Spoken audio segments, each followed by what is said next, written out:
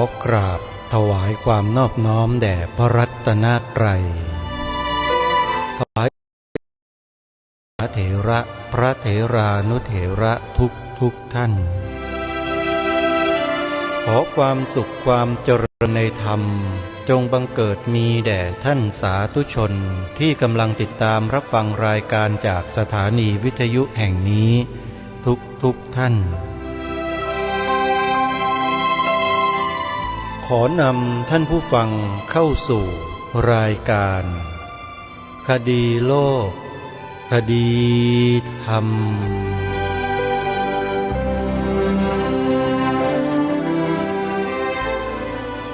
พบกันวันนี้วันแรม7 ค่ำเดือน 3วันนี้ตรงกับวันพฤหัสบดีที่4 กุมภาพันธ์พระพุทธศักราช 2564 รายการคดีโลกคดีธรรมมาพบกับท่านผู้ฟังเป็นปกติทุกวันจันทร์ถึงวันศุกร์และวันเสาร์อาทิตย์ทางสถานีวิทยุแห่งนี้ท่านผู้ฟังสามารถติดตามรับฟังรายการคดีโลกคดีธรรมรายการนี้ได้เป็นประจำทุกวันโดยการดาวน์โหลดแอปพลิเคชันไว้ในโทรศัพท์มือถือเพื่อติดตามรับฟังรายการนี้ได้ทุกวันแอปพลิเคชันมีชื่อว่าสมาพันธ์สื่อวิทยุพระพุทธศาสนาอาเซียนสมาพันธ์สื่อวิทยุพระพุทธศาสนาอาเซียนเป็นการรวบรวมสถานีวิทยุพระพุทธศาสนาแห่งชาติที่กำลังออกอากาศสดอยู่ในขณะนี้ไว้ในที่เดียวกันแอปพลิเคชันนี้ได้ออกอากาศทางอินเทอร์เน็ตออนไลน์สายตรงไปทั่วโลกสาธุชนท่านใดที่มีความหวังความปรารถนาที่จะฟังธรรมท่านสามารถติดตามรับฟังได้ตลอด24 ชั่วโมงและฟังได้ทุกพื้นที่ของโลกแอปพลิเคชันนี้มีชื่อว่าสมาพันธ์สื่อวิทยุพระพุทธศาสนาอาเซียนฟังอีกครั้งหนึ่งโยมแอปพลิเคชันนี้มีชื่อว่าสมาพันธ์สื่อวิทยุพระพุทธศาสนาอาเซียนเมื่อท่านสาธุชนได้ดาวน์โหลดแอปพลิเคชันนี้ไว้แล้วท่านจะได้รับเนื้อหาสาระจากทางรายการต่างๆของแต่ละสถานีที่มีความหลากหลายมากมายท่านสามารถที่จะเลือกรับฟังเนื้อหาสาระที่ท่านคิดว่าเป็นประโยชน์ต่อท่านให้มากที่สุดแล้วท่านก็ฟังสิ่งนั้นได้ตลอดไปเมื่อท่านได้สดับรับฟังแล้วเห็นว่าเป็นประโยชน์ท่านบอกต่อให้ผู้อื่นดาวน์โหลดแอปพลิเคชันนี้เอาไว้ด้วยท่านก็จะได้บุญโดยไม่ต้องลงทุนอะไรมากเลยเพียงแค่บอกให้ผู้อื่นดาวน์โหลดต่อกันไปจะเป็นประโยชน์มหาศาลนี่คือสิ่งที่ทางรายการเน้นย้ำมาโดยตลอดว่าให้พวกเราทำบุญแบบง่ายๆด้วยการบอกต่อให้ผู้อื่นได้รับในสิ่งที่ดีเหมือนอย่างที่เราได้รับ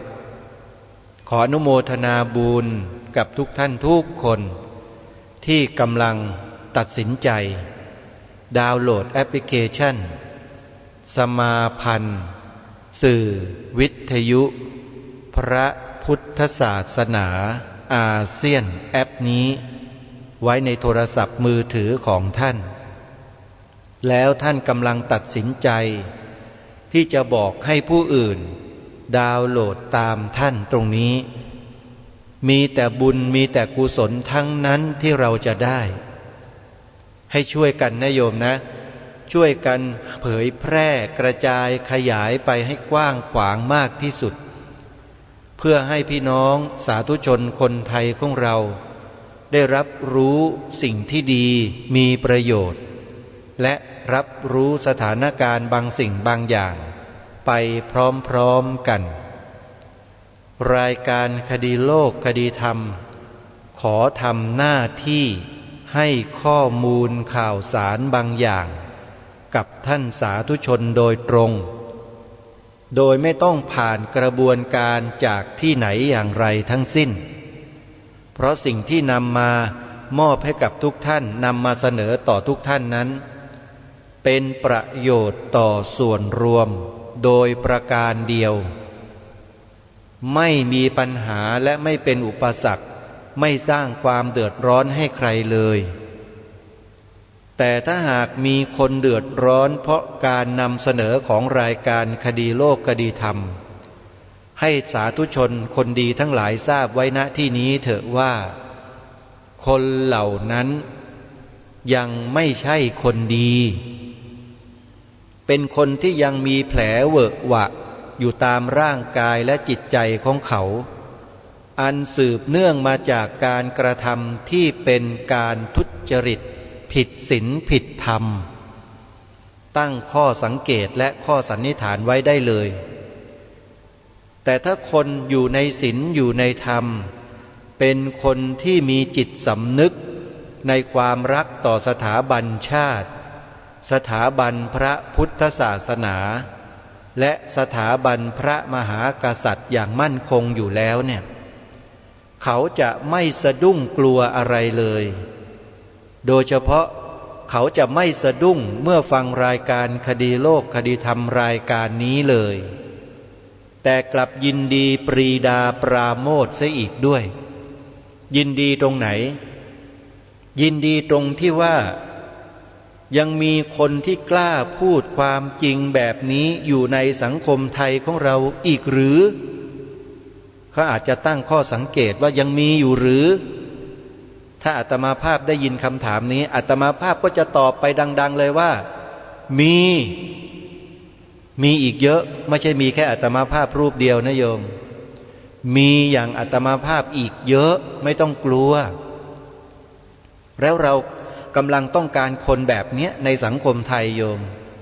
ต้องการคนแบบนี้เพราะคนในลักษณะเช่นนี้เป็นคนที่เสียสละเป็นคนไม่เห็นแก่ตัวแต่เห็นแก่ประโยชน์ส่วนรวมเป็นสำคัญกว่าเราต้องการคนแบบนี้มีไหมในสังคมถ้ามีก้าวเข้ามาร่วมอุดมการณ์ด้วยกันอุดมการณ์ชาติเพื่อชาติเพื่อพระพุทธศาสนาเพื่อสถาบันพระมหากษัตริย์ซึ่งถือว่าเป็นเสาหลักเป็นหลักชัยของชาติบ้านเมืองของเราต้องร่วมด้วยช่วยกันปกปักรักษาส่งเสริมทำนุบำรุงคุ้มครองป้องกันทุกวิถีทางเพื่อให้สถาบันหลักของชาติเรานั้นยืนหยัดอยู่บนผืนแผ่นดินไทยผืนนี้เหมือนดังในอดีตที่ผ่านมาให้ได้แต่ถ้าไม่เหมือนในอดีตอาตมาภาพช่วยไม่ได้นะแต่เราเนี่ยช่วยพวกเรากันเองได้นะโยมต้องช่วยกันถ้าเราไม่เกาะกลุ่มกันไม่รักกันไม่สามัคคีกันแล้วเนี่ยรับรองได้ว่าเราอยู่กันไม่รอดขอฝากข้อคิดสั้นๆไว้เลยว่ารักสามัคคีกันไว้ให้เป็นหนึ่งเดียวกันวิธีการที่จะทำให้เป็นหนึ่งเดียวกันเนี่ยไม่ยากเลยทำตามที่รายการคดีโลกคดีธรรมแนะนำคือการสร้างแนวความคิดที่ถูกต้องให้เกิดมีขึ้นอย่างต่อเนื่องแล้วช่วยกันระวังป้องกันอย่าให้ใครมาทำลายแนวความคิดนี้ของเราเป็นของชาติบ้านเมืองของเรา รายการเนี้ยนำทุกท่านให้มาช่วยกันรักษาปกป้องประโยชน์ส่วนรวมของชาติด้วยกันถ้าใครขัดขวางใครไม่เห็นด้วยใครต่อต้านใครคัดค้านก็ตามคนนั้นผิดปกติเราต้องตั้งข้อสังเกตคนพวกนั้นจับตาดูคนพวกนั้นเอาไว้ให้ใกล้ชิดอย่าให้คลาดสายตาเป็นอันขาดเพราะอาจจะเป็นบุคคลที่คนอื่นเขาส่งเข้ามาก็ได้สมดั่งพระราชดำรัสของล้นเกล้ารัชกาลที่6ที่ทรงตรัสเตือนพวกเราไว้ในบทพระราชนิพนธ์เทศนาเสือป่าความตอนหนึ่งว่าผู้ที่คนอื่นเขาส่งเข้ามาปลอมแปลงเพื่อทำลายพระพุทธศาสนาเราทั้งหลายต้องคอยระวังรู้เท่าไว้จึงจะควรรายการคดีโลกคดีธรรมน้อมนำกระแสพระราชดำรัสของพระองค์ท่านตรงเนี้ยใส่เกล้าใส่กระหม่อมไว้อยู่ตลอดเวลาจึงไม่เคยไว้เนื้อเชื่อใจใครเลยโดยเฉพาะคนที่คัดค้านต่อต้านแสดงความคิดความเห็นตรงกันข้ามกับพวกเราอาตมาภาพไม่เคยไว้ใจคนพวกนี้ถึงจะใหญ่โตมาจากไหนก็ตามอาตมาภาพไม่ไว้ใจเพราะนั่นเป็นการแสดงออกถึงแนวความคิดที่ขัดแย้งกับพวกเราขัดแย้งกับบรรพชนและบรรพบุรุษของเราองค์พระบาทสมเด็จพระมงกุฎเกล้าเจ้าอยู่หัวรัชกาลที่6ทรงมีพระราชวิสัยทัศน์ที่ยาวไกลอย่างมากๆเลยโยมอาตมาภาพเนี่ยถือว่าจงรักภักดีถวายหัวแด่พระองค์จริงๆถ้าไม่มีพระองค์ท่านวันนี้ประเทศไทยเราไม่ได้เป็นแบบนี้หรอกโยมขอบอกเลยเพราะในรัชสมัยของพระองค์ท่านก็ดีในรัชสมัยของพระราชบิดาของพระองค์ท่านคือพระบาทสมเด็จพระจุลจอมเกล้าเจ้าอยู่หัวสมเด็จพ่อพระปิยมหาราชก็ดีโยมเกิดกบฏขึ้นตั้งหลายครั้งจะล้มสถาบันกษัตริย์ของเราเรื่องนี้หลายคนไม่เคยทราบไม่เคยติดตามข้อมูลใช่ไหมแต่อาตมาภาพเนี่ยโยมไม่ต้องห่วงตามลงไปถึงพริกถึงขิงเลยไปดูเลยว่าพวกมันเป็นใครที่ก่อกบฏจะยึดพระราชอำนาจขององค์พระมหากษัตริย์ของเราจะล้มสถาบันกษัตริย์ของเราเนี่ยสมัยอดีตโดยเฉพาะในยุคปัจจุบัน2475เนี่ยโยมเกิดกบฏอยู่กลุ่มหนึ่งตรงนี้ถ้าไปสืบสาวราวเรื่องดูทุกคนก็จะทราบว่าเป็นพวกไหนโยมมีปากกากับกระดาษไหมโยมจดไว้แล้วไปดูใน Google โยมจะเห็นเองอาตมาภาพบอกได้แต่เพียงชื่อเท่านั้นกบฏกลุ่มนี้คือกบฏกลุ่มเดียวกันที่ได้สร้างสถานการณ์ก่อเหตุการณ์ปฏิวัติก่อกบฏกันในยุครัชกาลที่6รัชกาลที่5กลุ่มเดียวกันและกลุ่มนี้มีชื่อว่ากบฏมักกะสันแทบจะไม่เคยได้ยินชื่อกันเลยใช่ไหมฮะครูบาอาจารย์หลายๆรูปที่เป็นพระคุณเจ้าที่เคารพรายการคดีโลกคดีธรรมเนี่ยทำการบ้านมาเยอะครับท่านไม่ต้องกังวลแล้วเมื่อทำการบ้านแล้วเห็นข้อมูลแล้วประจักษ์แจ้งแล้วเนี่ยบอกตรงๆนะว่าอยู่เฉยไม่ได้มันคันปากพูดตรงๆเนี่ยขออภัยญาติโยมด้วยมันอยากจะพูดอยากจะบอกพวกเราทุกคนให้รู้ด้วยว่าเราต้องระวังตัวนะศัตรูเนี่ยมันอยู่ใกล้ๆเรานี่เองไม่ได้อยู่ไกลเลยโยมจดไว้นะชื่อเมื่อสักครู่เนี่ยไปเสิร์ชหาดูข้อมูลเอาเองนะแล้วก็จะรู้เองแล้วว่ากลุ่มไหนนั่นน่ะกบฏมักกะสันนี่ถ้าหากว่าอุบาสกผู้มีศรัทธาในพระรัตนตรัยเป็นอย่างยิ่งท่านนี้ไม่นำข้อมูลมามอบให้อาตมาภาพก็จะไม่มีวันรู้เลยว่ามันมีจริงๆแต่เรื่องนี้ก็ถูกปกปิดเอาไว้โดยตลอด ถูกซ่อนเร้นไว้ด้วยวิธีการอะไรต่างๆของใครต่อใครมิใครก็ไม่รู้แหละอาตมาภาพไม่อยากเอ่ยชื่อหรอกว่าใครนะฮะจนทำให้คนไทยเราลืมเรื่องนี้กันไปเลยเพราะไม่มีใครมาถ่ายทอดมาบอกพวกเราเนี่ยว่าเกิดอะไรขึ้นกับสถาบันพระมหากษัตริย์ของเราในยุคนั้นๆและเกิดขึ้นอะไรกับบ้านเมืองของเราในยุคของพวกเราอย่าลืมนะโยมอาตมาภาพบอกข้อมูลอะไรไปเนี่ยต้องไปดูถึงจะรู้นะอาตมาภาพจะนำเนื้อหามาพูดมากล่าวมาอ่านให้ฟังในรายการไม่ได้ถ้าอ่านได้ก็อ่านให้ฟังไปตั้งนานแล้วโยมเพราะในนั้นเขาระบุชื่อนามสกุลกลุ่มบุคคลสถานะอะไรต่างๆไว้หมดเลยอาตมาภาพจะนำมาเปิดเผยได้ยังไงก็ได้แต่บอกว่าให้โยมไปเสิร์ชหาดูไปค้นหาดูใน Google เดี๋ยวนี้ทุกคนมีโทรศัพท์มือถือกันอยู่หมดแล้วสะดวกจะตายไปใครบอกว่าหาดูไม่ได้ค้นไม่เจอไม่เชื่ออาตมาภาพไม่เชื่อถ้าจะเชื่อก็เชื่อเพียงอย่างเดียวว่าพวกเราไม่มีความพยายามกันเองจริงไหมยังไม่ทันไรเลยบอกว่าโอ้ยจะไปดูที่ไหนล่ะข้าน้อยปะโทปาติโทยังไม่ทันไรเลยก็ท้อแท้เสียแล้วจะไปสู้เขาได้ยังไงเนี่ยจริงไหมเล่านี่คือพวกเราบางคนนะบางคนต้องติดตามสถานการณ์อยู่อย่างต่อเนื่องโยมอาตมาภาพเนี่ยตามอยู่ทุกฝีก้าวเลยตามดูอปพส.ตามดูหม่อมช้างตามดูศูนย์พิทักษ์พระพุทธศาสนาแห่งประเทศไทยตามดูองค์กรเครือข่ายของชาวพุทธที่กำลังทำงานกันอยู่ในปัจจุบันนี้ตลอด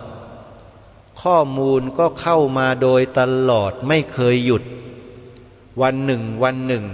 ข้อมูลเข้ามาเนี่ยโยม 2,000 3,000 ข้อมูลโยมคิดดูอาตมาภาพและกระผมเนี่ยต้องเลือกดูข้อมูลที่เป็นประโยชน์ที่สุดเท่านั้นนะฮะสุ่มดูอ่านดูแล้ววันหนึ่งได้สัก 2-3 ข้อมูลนี่ก็เป็นประโยชน์มากแล้วโยมดูทุกวันก็ต้องขอบคุณท่านที่ส่งข้อมูลเข้ามาไม่ว่าจะไลน์กลุ่มไม่ว่าจะไลน์ส่วนตัวก็แล้วแต่มีประโยชน์ทั้งนั้นเลยขอขอบคุณจริงๆอนุโมทนาบุญด้วยกับญาติโยมถ้าเป็นพระคุณเจ้าก็ขอกราบขอบพระคุณนะครับอาตมาภาพก็ได้ข้อมูลเหล่านี้แหละโยมจะจริงจะเท็จอย่างไรไม่ทราบแต่ได้ข้อมูลมาก็นำไปสังเคราะห์ต่อไม่ใช่เชื่อนะโยมดูข้อมูลในโลกโซเชียลเน็ตเวิร์กทุกวันนี้อย่าเพิ่งไปเชื่อให้ดูแล้วพิจารณาก่อนยั้งชั่งใจเอาไว้อย่าเพิ่งถ่ายทอดไปสืบค้นดูข้อมูลที่เกี่ยวข้องด้วยไม่ใช่อยู่ๆมาก็เชื่อทันทีไม่ใช่แต่ถ้าเป็นข้อมูลจากหม่อมช้างแล้วเชื่อได้เกือบ100%ขอบอกนะ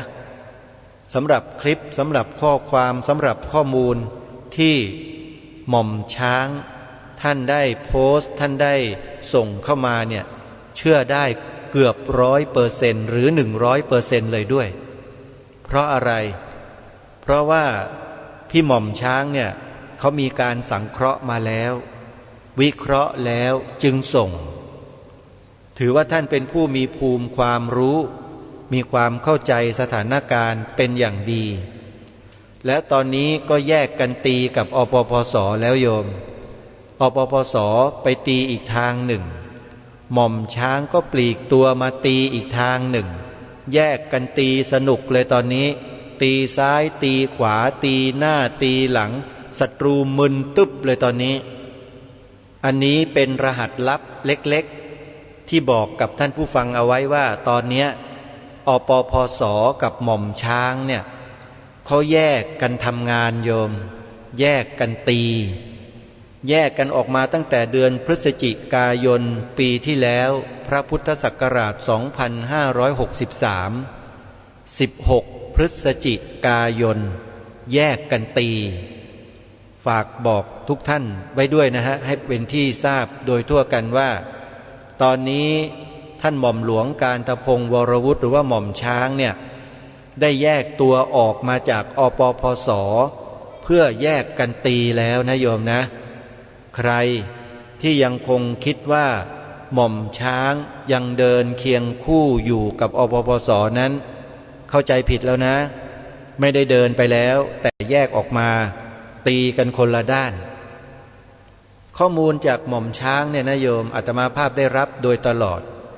นะพี่หม่อมขออนุญาตเรียกพี่หม่อมแล้วกันนะนับถือกันพี่หม่อมเนี่ยเป็นคนที่มีความรู้เรื่องการบ้านการเมืองเรื่องกฎหมายต่างๆเป็นอย่างดีขอย้ำนะว่าเป็นอย่างดีด้วยแล้วคำพูดคำจาแต่ละคำแต่ละประโยคที่ออกมาจากปากของท่านหม่อมเนี่ยเชื่อถือได้ไว้วางใจได้เรียกว่าไม่มีการพลาดก็แล้วกันพลาดยากแถมไม่พลาดด้วยกันแล้วกันว่าอย่างนั้นเลยเพราะฉะนั้นอะไรก็ตามที่เป็นข้อมูลที่ถูกส่งมาจากท่านหม่อมหลวงการตพงศ์วรวุฒิท่านนี้นะโยมอาตมาภาพรับหมดทุกข้อมูลแล้วก็นำมาสังเคราะห์วิเคราะห์เพิ่มเติมเทียบเคียงกับข้อมูลที่อ้างถึงแล้วก็เข้าไปสืบค้นไปดูจนกระทั่งมั่นใจแล้วจึงกล้าบอกกับท่านผู้ฟังทั้งหลายว่าข้อมูลของหม่อมช้างนั้นเชื่อถือได้เกือบ100% 99.99% เลยนะฮะเพราะฉะนั้นขอให้ติดตามกันนะฮะนี่ขอฝากไว้เอาละท่านสาธุชนทั้งหลายปรารภมาในเบื้องต้นก็หมดไปหลายนาทีแล้วมีธรรมะดีๆมามอบให้กับเหล่านักปฏิบัติธรรมทั้งหลายได้ศึกษาเรียนรู้กันจากหนังสือคู่มือคลังปริยัติธรรมที่อาตมาภาพถืออยู่นี้ในช่วงต่อจากนี้ไปจะเป็นข้ออุปมาที่มีปรากฏอยู่ในหนังสือมิลินทปัญหาโยมใครที่ยังไม่เคยอ่านมิลินทปัญหาขอให้ทราบไว้นะเบื้องต้นตรงนี้ว่ามิลินทปัญหาตำรับตำราเล่มนี้ชุดนี้เนี่ยโยมเป็นตำรับตำราเหมาะสำหรับผู้ที่มีภูมิปัญญาผู้ที่หวังจะได้ภูมิปัญญาเพิ่มพูนในทางพระพุทธศาสนาท่านไปอ่านมิลินทปัญหาแล้วท่านจะเข้าใจเยอะเลยในที่นี้หนังสือคู่มือคลังปริยัติธรรมเนี่ยท่านได้รวบรวมบทความในมิลินทปัญหาบางประเภทมานำเสนอโดยเฉพาะท่านยกข้ออุปมาอุปไมยกับสัตว์ทั้งหลายไม่ว่าจะเป็นกระแตกระรอกไม่ว่าจะเป็นหนูไม่ว่าจะเป็นแมลงป่องจระเข้เสือเหลืองไม่ว่าจะเป็นพังพรหรือว่าอะไรก็แล้วแต่เถอะ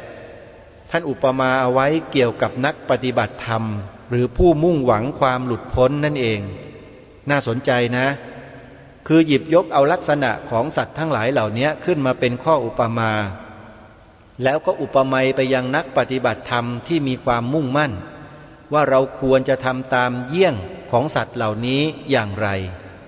เป็นอะไรที่น่าสนใจมากเดี๋ยวลองมาฟังกันดูนะแล้วท่านก็ยกที่มาที่ไปชัดเจนด้วยข้อแรกโยมในมิลินทปัญหาที่ท่านยกมาท่านบอกว่าองค์แห่งกระแตความมีอย่างนี้ว่าเมื่อศัตรูเข้ามาใกล้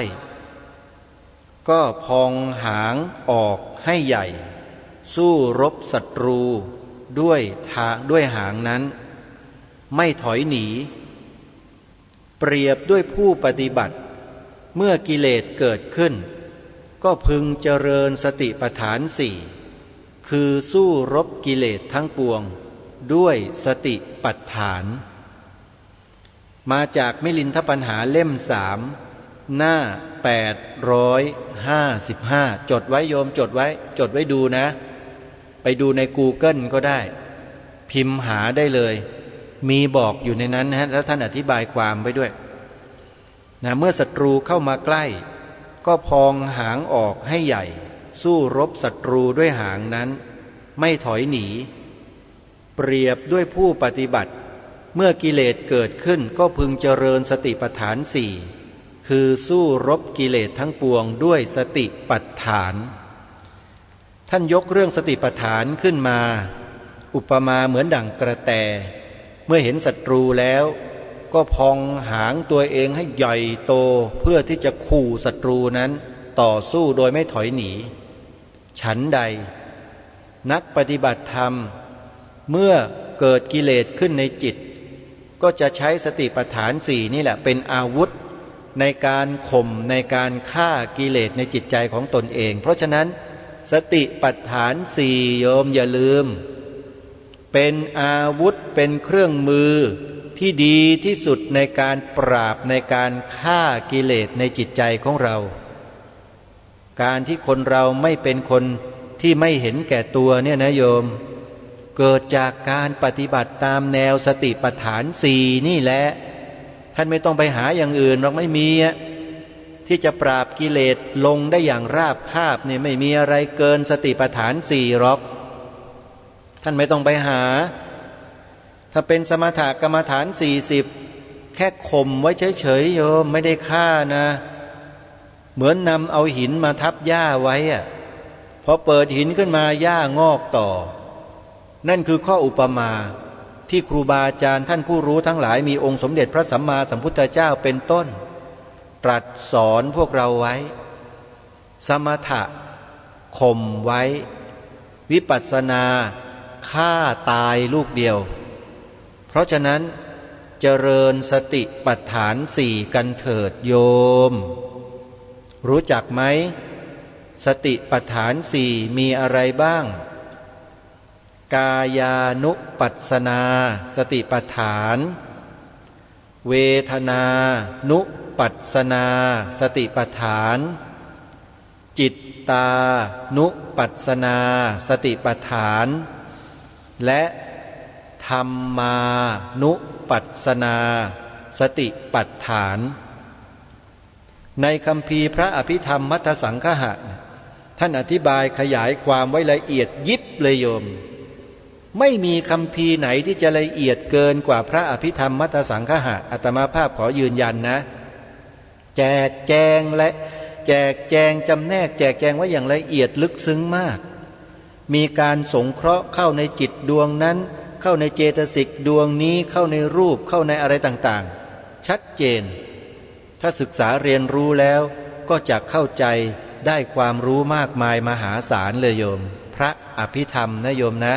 ใครสนใจเรียนบ้างโยมพิมพ์เข้าไปใน Google โรงเรียนพระอภิธรรมแล้วไปดูสิอยู่แถวไหนบ้างแถวบ้านท่านอาจจะมีก็ได้นะลองเสิร์ชหาดูทีนี้มาดูต่อท่านอุปมาเหมือนอะไรนกกระจอกองค์แห่งนกกระจอกลองดูสิว่าท่านว่าไว้อย่างไรท่านบอกว่าอยู่อาศัยเรือนผู้อื่นแต่จะถือเอาสิ่งของอย่างใดอย่างหนึ่งในเรือนนั้นหามิได้มีใจเที่ยงตรงแน่วแน่มากไปด้วยสัญญาอาศัยอยู่เปรียบด้วยผู้ปฏิบัติเมื่อจะเข้าไปสู่ตระกูลใดๆก็ไม่พึงถือเอานิมิตในบุคคลและสิ่งของในตระกูลนั้นๆต่างโดยบุรุษสตรีที่นั่งที่นอนเครื่องประดับเครื่องอุปโภคบริโภคและเครื่องใช้ต่างชนิดทั้งหลายพึงเป็นผู้มัธยัสถ์ระมัดระวังตนตั้งสมณสัญญาให้ปรากฏประจักษ์มั่นไว้ในใจแหมตรงนี้ญาติโยมสาธุชนหลายท่านฟังแล้วก็อาจจะไม่เข้าใจได้อาตมาภาพก็จะพยายามนะโยมนะอธิบายความตรงนี้ให้ญาติโยมฟังด้วยภาษาง่ายๆก็แล้วกันเพื่อให้เข้าใจด้วยกันท่านยกอุปมานกกระจอกขึ้นมา นกกระจอกตัวเล็กๆโยมเวลาตอนเย็นๆกลางวันเช้าเนี่ยมันร้องกันตลอดเวลามาเจอกันก็จิ๊บจิ๊บจิ๊บจิ๊บจิ๊บจิ๊บจิ๊บเนี่ยนกกระจอกตัวเล็กๆกันนะไม่ใช่นกกระจอกเทศนะโยมนกกระจอกเนี่ยลักษณะอาการของมันเป็นอย่างไรโยมลองแหงนหน้าดูสังเกตมันสักวันหนึ่งนกกระจอกเนี่ยท่านบอกว่าอย่างนี้พวกนกกระจอกเหล่านี้นะมาอยู่อาศัยในเรือนของผู้อื่นแต่จะถือเอาสิ่งของอย่างใดอย่างหนึ่งในเรือนนั้นก็หาไม่ได้หมายความว่านกกระจอกเหล่านี้โยมเขาแค่มาอาศัยอยู่ในชายเรือนชายคาของเราเท่านั้นเองจะมาขโมยจิกกินนู่นกินนี่ในเรือนก็หาไม่ได้ก็คือเป็นไปไม่ได้ไม่มีนกกระจอกเหล่านี้ก็ไม่ทำแล้วเขาก็บอกต่อว่ามีใจเที่ยงตรงแน่วแน่มากไปด้วยสัญญาอาศัยอยู่คืออาศัยอยู่อย่างเดียวอะมีความรู้อย่างเดียวว่าฉันต้องอาศัยอยู่แค่ตรงเนี้ยพอเช้ามาฉันก็บินไปหากินพอค่ำมาฉันก็ต้องมาอาศัยอยู่ตรงเนี้ยนี่คือนกกระจอกเขามีภาระอยู่แค่นี้เองคือมาอาศัยอยู่ชายคาเราเฉยๆอย่าไปทำร้ายนกกระจอกนะโยมถ้าจะไล่จะอะไรก็ค่อยๆเป็นค่อยๆไปอย่าไปทำร้ายชีวิตเขามันบาปนะมาดูต่อท่านว่าไว้ยังไงท่านเปรียบด้วยผู้ปฏิบัติธรรมเนี่ยท่านบอกว่ายังไงบอกว่าเมื่อเข้าไปสู่ตระกูลใดๆก็ไม่พึงถือเอานิมิตในบุคคลและสิ่งของในตระกูลนั้นๆต่างโดยบุรุษสตรีที่นั่งที่นอนเครื่องประดับเครื่องอุปโภคบริโภคและเครื่องใช้ต่างชนิดทั้งหลายพึงเป็นผู้มัธยัสถ์ระมัดระวังตนตั้งสมณสัญญาให้ปรากฏประจักษ์มั่นไว้ในใจข้อความตรงนี้ท่านหมายเอาผู้ปฏิบัติโดยเฉพาะผู้ที่เป็นสมณะคือเป็นพระโยมเวลาเข้าไปสู่ตระกูลใดก็แล้วแต่อย่าเที่ยวไปทำสายตาสาดสายซอกแซกอยากจะได้สิ่งนั้นอยากจะได้สิ่งนี้ของเขาท่านบอกว่าให้มีสมณสารูปก็คือให้สำรวมให้ระวังกายวาจาใจอย่าไปโลภมากอ่ะพระบางรูปเนี่ยนะโยมไม่ใช่ธรรมดานะโยมขนาดไม่ปวารณานะขอนู่นขอนี่ขอนั่นแต่ถ้าปวารณาเมื่อไหร่โยมยกหมดบ้านได้ยกเลยนะพระพวกเนี้ยมีนะระวังตัวให้ดีนะโยมสังเกตดูให้ดีเถอะเนี่ยอาตมาภาพเพิ่งจะเจอตัวอย่างเมื่อไม่กี่นาทีที่ผ่านมาเนี่ยโทรศัพท์ไปหาโยมปวารณาของอาตมาภาพท่านหนึ่งบอกว่ามีพระมาจากนั่นจากนี่ให้ท่านมาช่วยดูช่วยเก็บของที่บ้านจะย้ายปรากฏว่าถามแต่เจ้าของบ้านว่าสิ่งนั้นสิ่งนี้อยู่ไหนอย่างไรแบบไหนยังไงจะเอาอย่างเดียวโยมอาตมาภาพต้องขออุบชื่อนามสกุลอะไรไว้ทั้งหมดนะโยมนะเจอด้วยตนเองเนี่ยสดร้อนไม่กี่นาทีที่ผ่านมานี่เองแล้วก็มาเจอบทความในมิลินทปัญหาตรงนี้พอดีก็เลยอยากจะบอกกับญาติโยมสาธุชนเพื่อเตือนเอาไว้นะโยมนะเห็นพระเห็นอะไรเนี่ยอย่าพึ่งไปปวารณาตัวทันทีนะโยมศึกษาดูให้ดีซะก่อนเดี๋ยวโยมจะเสียใจภายหลังนะพระบางรูปนะโยมอาตมาภาพขอบอกนะขออุตลุดเลยโยมขอตะพึดตะพือเลยโยมนี่ขนาดโยมไม่ได้ปวารณาท่านนะยังไม่ได้เปิดทางให้ท่านนะโอ้โหขอจังแต่ถ้าปวารณาให้เมื่อไหร่โยมหมดบ้านเนี่ยหมดเลยจริงๆนะเอาหมดเลยนะพวกเนี้ยโยมอย่าคิดว่านุ่งเหลืองห่มเหลืองแล้วทำตัวเคร่งครัดแล้วเนี่ยโยมคิดว่าไม่มีอะไรอย่าคิดเชียวนะโยมดูเองนะอาตมาภาพไม่ได้กล่าวหาใครนะสังเกตดูด้วยตัวเองแล้วโยมจะรู้เนี่ยขอบอกเลยนะอาตมาภาพถ้าเป็นพระแบบนั้นนะโยมไม่ได้มาอยู่อย่างนี้หรอกป่านนี้เนี่ยนะดูสิทุกวันนี้โยมบวชมา30 พรรษาแล้วโยมยังไม่มีใครถวายรถใช้สักคันเลยเนี่ยต้องการรถวิ่งไปสวนป่าสามัคคีทำไปกลับนี่ต้องเช่ารถเขาแล้วตอนนี้ลำบากน่าดูเลยโยมลองคิดดูกันแล้วกันครูบาอาจารย์ของเราไม่ว่าจะเป็นวัดไหนที่เป็นเจ้าวาดนะที่ออกอากาศรายการอยู่เนี่ยมีรถใหม่ๆอยู่ตลอดโยมมีคนมาถวายแล้วถวายอีก แต่อาตมาภาพอย่างว่านะไม่ใช่เจ้าอาวาสโยมก็เลยมองไม่เห็นว่าไม่เห็นทำอะไรเลยดีแต่พูดรายการอย่างเดียวโยมอาตมาภาพไม่อยากจะยกตัวเองนะอาตมาภาพก็ทำอยู่เหมือนกันแต่โยมอาจจะไม่รู้เท่านั้นเองบ่นให้ฟังนิดนึงโยมไม่มีอะไรหรอกนะบ่นให้ฟังนะป่านนี้แล้ว30 พรรษายังไม่มีรถใช้เลยโยมก็แล้วแต่บุญวาสนาเนาะคงจะทำบุญมาน้อยโยมอาตมาภาพเมื่อชาติก่อนชาตินี้ก็เลยต้องเป็นแบบนี้แหละไม่เป็นไรเป็นต่อไปอยู่ได้ก็ต้องรักษาสมณสารูปไว้นั่นแหละอย่างที่มิลินทปัญหาท่านว่าไว้เนี่ยก็เลยเป็นแบบนี้นะโยมอาตมาภาพปากไม่เป็นก็ได้บ่นไปอย่างนี้แหละเผื่อว่ามีญาติโยมท่านใดจะเห็นอกเห็นใจอาตมาภาพแล้วก็เห็นประโยชน์บ้างก็คงจะได้ช่วยได้อะไรกันนะขอฝากไว้อนุโมทนาบุญล่วงหน้าแต่คิดว่าไม่น่าจะมีหรอกบทความเมื่อสักครู่นี้ท่านอุปมาเหมือนนกกระจอกตรงนี้เนี่ยมาจากมิลินทปัญหาเล่ม3เหมือนกันแต่อยู่ที่หน้า918ใครสนใจก็ไปหาดูได้ไปหาอ่านดูนะเอาอีกสักข้อหนึ่งแล้วกันโยมเดี๋ยวจะได้มาปรารภเรื่องอื่นกันสักเล็กน้อยนะจะหมดเวลาแล้วองค์แห่งตะขาบโยมรู้จักตะขาบไหมไม่รู้วันนี้เราจะได้รู้กันท่านอุปมาตะขาบไว้อย่างไรลองมาดูกันนะร้องขึ้นแล้วย่อมบอกเหตุอันปลอดโปร่งหรือน่ากลัวแก่คนอื่นเปรียบด้วยผู้ปฏิบัติเมื่อแสดงธรรมแก่คนเหล่าอื่นพึงแสดงเหตุผลทั้งดีและชั่วให้มีหลักฐานอ้างอิงให้ผู้ฟังได้ความสังเวชสลดจิตและอาจหารรื่นเริงในเชิงปฏิบัติแปลว่าตะขาบเนี่ยมันร้องได้ถ้าร้องขึ้นเมื่อไหร่แปลว่าย่อมบอกเหตุอันปลอดโปร่งหรือน่ากลัวแก่คนอื่นนั่นก็คือหมายความว่าวันหนึ่งวันใดหรือเวลาหนึ่งเวลาใดก็ตามโยมถ้าได้ยินเสียงตะขาบร้องมีเหตุ2 ประการแน่นอนนี่โบราณอาจารย์ท่านยืนยันไว้นะคือเหตุปลอดโปร่งคือสิ่งที่ดีกับสิ่งที่น่ากลัวแก่คนอื่นก็มี2 อย่างนะโยมหนีไม่พ้นหรอกเพราะในโลกใบนี้มันมี2 อย่างคู่กันดีกับไม่ดี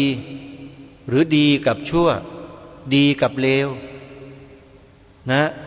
บวกกับลบขาวกับดำสุขกับทุกข์สรรเสริญกับนินทาลาภเสื่อมลาภยศเสื่อมยศนี่เขาเรียกว่าของคู่โลกองค์สมเด็จพระสัมมาสัมพุทธเจ้าตรัสเรียกสิ่งเหล่านี้ว่าโลกกธรรมมีอยู่เท่าไหร่โยมโลกกธรรม8 อย่างคือตรงกันข้ามกันเป็นคู่กันลาภเสื่อมลาภยศเสื่อมยศสรรเสริญนินทาสุขทุกข์นี่คือโลกธรรมทั้ง8ที่ทุกสรรพชีวิตใน31ภูมิประสบพบเจอกันอยู่ไม่ว่าท่านจะเป็นใครก็แล้วแต่หนีไม่พ้นโลกธรรมทีนี้เมื่อเราหนีไม่พ้นโลกธรรมแล้วอยู่กับโลกธรรมอยู่ตลอดมีสิ่งใดล่ะที่จะทำให้เรานั้นอยู่ในโลกธรรมนี้อย่างไม่ทุกข์เดือดร้อนอาทรร้อนใจมากก็มีแต่ธรรมะขององค์สมเด็จพระสัมมาสัมพุทธเจ้าที่ตรัสสอนให้พวกเราปฏิบัติตามนั่นแหละคืออะไรล่ะท่านก็เมื่อสักครู่นี้ไงอุปมาดังกระแตน่ะสติปัฏฐาน4ไปศึกษาดูไปเรียนรู้ดูนะโยมแล้วโยมจะเข้าใจในสิ่งที่พูดสามารถช่วยได้จริงๆอยู่ในโลกใบนี้แบบที่ไม่ต้องเดือดร้อนอาทรใจอะไรมากมายเลยเพราะมีสติตื่นรู้อยู่ตลอดเวลาตลอดเวลานะไม่ใช่วูบวูบวาบวาบดับดับติดติดอันนี้ไม่ได้ผลนะ ต้องใช้สติพิจารณาอาการเป็นไปของรูปของนามแต่อย่างต่อเนื่องตลอดเวลานี่ขณะที่อาตมาภาพพูดรายการอยู่นี่ก็ใช้สติพิจารณาดูอาการเป็นไปของรูปของนามตัวเองอยู่นะปฏิบัติได้ตลอดเวลาเลยโยมสติปัฏฐานสี่เนี่ยจริงๆไม่ใช่พูดโกหกไม่เชื่อไปถามครูบาอาจารย์พระวิปัสสนาจารย์ดูได้ถ้ารูปไหนบอกว่าไม่จริงปฏิบัติไม่ได้ตลอดเวลาโยมบอกอาตมาภาพด้วยนะอาตมาจะไปขอคุยกับท่านหน่อยจะถามท่านน่ะว่าท่านไปเรียนมาจากตำราที่ไหนท่านช่วยสอนผมหน่อยเถอะผมไม่รู้จริงๆช่วยบอกด้วยนะโยมนะแต่อาตมาภาพมั่นใจว่าอารมณ์ของสติปัฏฐานสี่นั้นไม่มีอะไรหลงเหลือในโลกใบนี้เลยที่จะไม่ใช่อารมณ์ของสติปัฏฐานสี่กายเวทนาจิตธรรมหมดเกลี้ยงเลยทั้ง31ภูมิเนี่ยเป็นอารมณ์ของสติปัฏฐานสี่ทั้งนั้นเพราะฉะนั้นจึงไม่มีเวลาไหนเวลาใดเลยที่จะกำหนดรู้อาการเป็นไปของรูปนามได้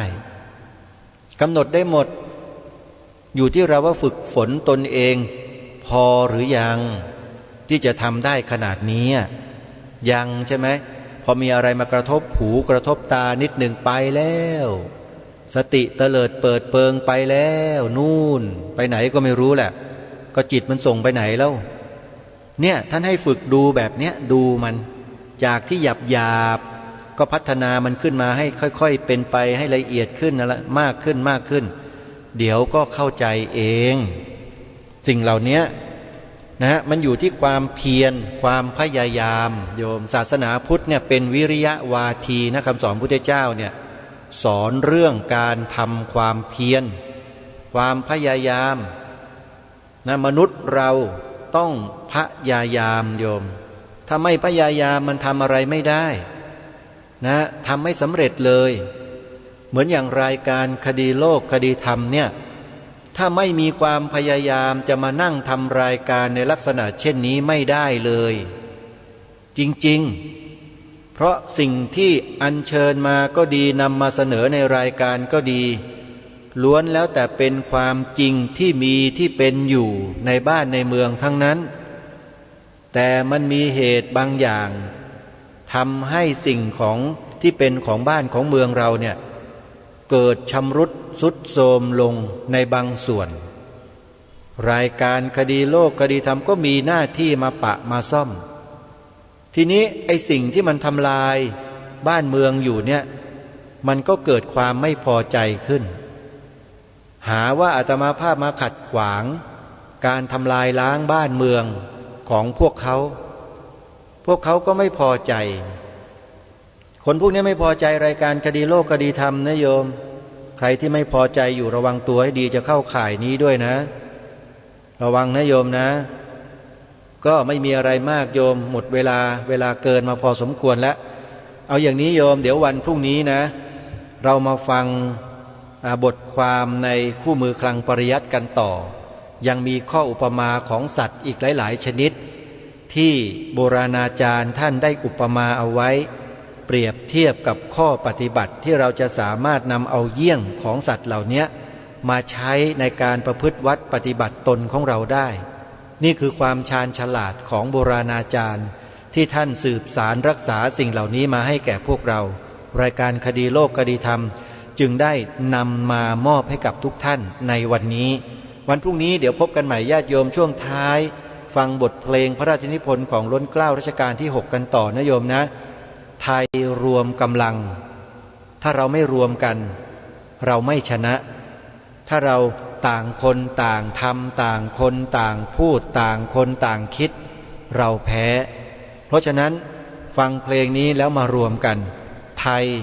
รวมกำลังขอความสุขสวัสดีจงมีแด่ท่านผู้ฟังทุกท่านทุกคนเทินขอเจริญพร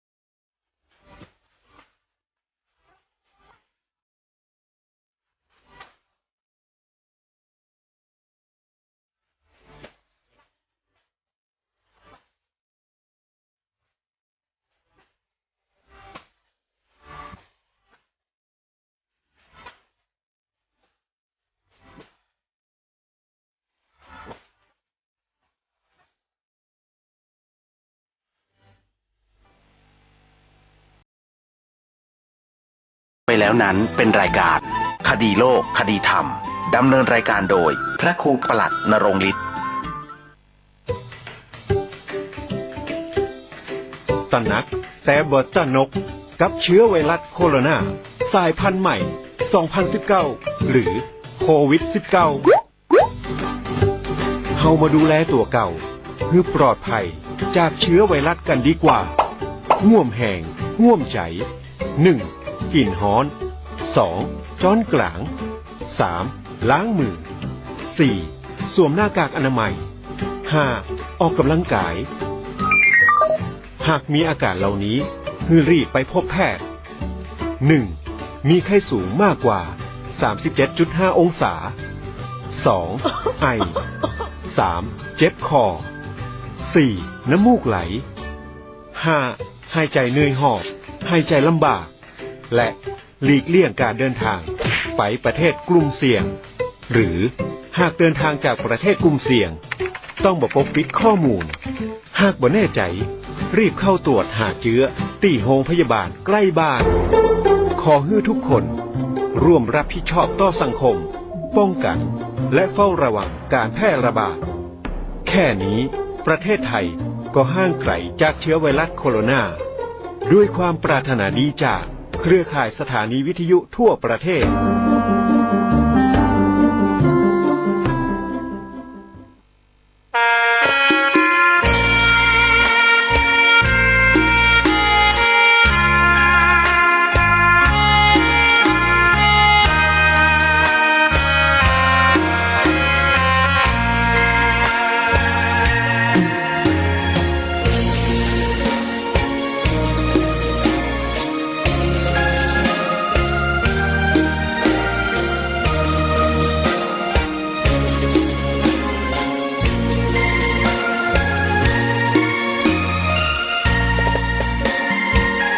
ดอกบัวดอกหนึ่งพึงใจไว้เพื่อบูชา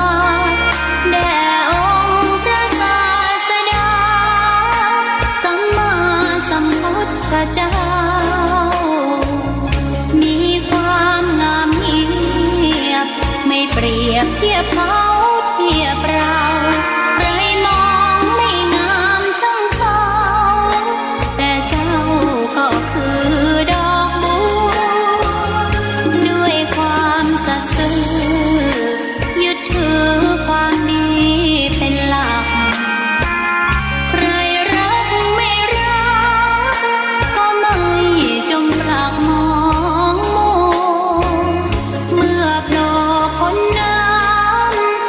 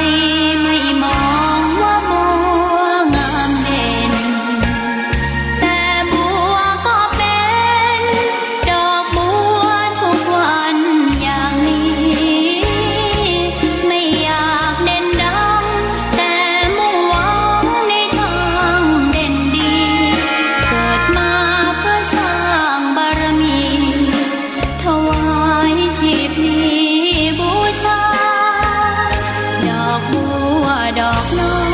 ยเฝ้าคอยคนที่ใจ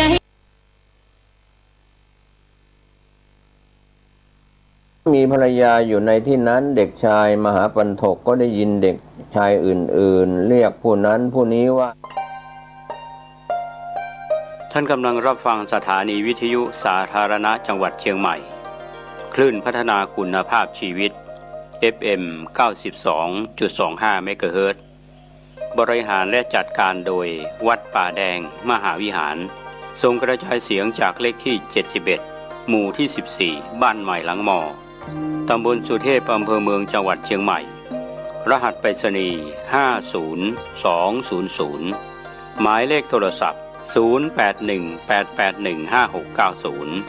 052000636-7ธรรมะเป็นความจริงของชีวิตธรรมะเป็นความจริงของโลกชีวิตของเราดำเนินชีวิตอยู่ได้ทุกลมหายใจอาศัยธรรมะธรรมะก็เป็นผู้ส่งเสริมสนับสนุนให้ชีวิตของเราเกิดความดีงามเกิดความงอกงามตลอดกาลธรรมะเป็นผู้ปกป้องคุ้มครองรักษา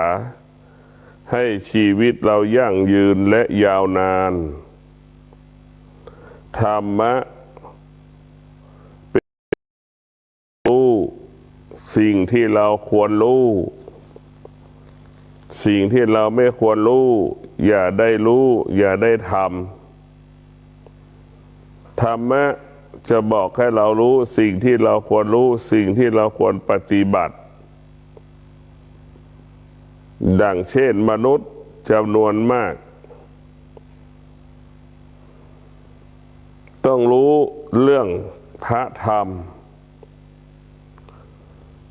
บุคคลใดรู้เรื่องธรรมบุคคลนั้นจะรู้เรื่องชีวิตบุคคลใดไม่รู้เรื่องพระธรรมบุคคลนั้นจะไม่รู้เรื่องชีวิตบุคคลใดเข้าถึงธรรมบุคคลนั้นจะเข้าถึงชีวิตทุกวันนี้ชีวิตของเราเข้าไม่ถึงธรรมชีวิตเราจึงผิดปกติตลอดกาลเข้าไม่ถึงธรรมเราก็เข้าไม่ถึงชีวิตชีวิตเราจึงผิดพลาดเวลาคิดเวลาพูดเวลากระทำใดๆจึงประสบปัญหาสารพัดปัญหาตามมาไม่มีวันจบสิ้นเราเข้าถึงธรรมเราจะเข้าถึงชีวิตก็หมายถึงสมาธิก็ดีสมาธิหรือธรรมะของพระพุทธเจ้าเนี่ยอยู่ในตัวเราทุกลมหายใจพระพุทธเจ้าสอนให้เรารู้ว่าสมาธิ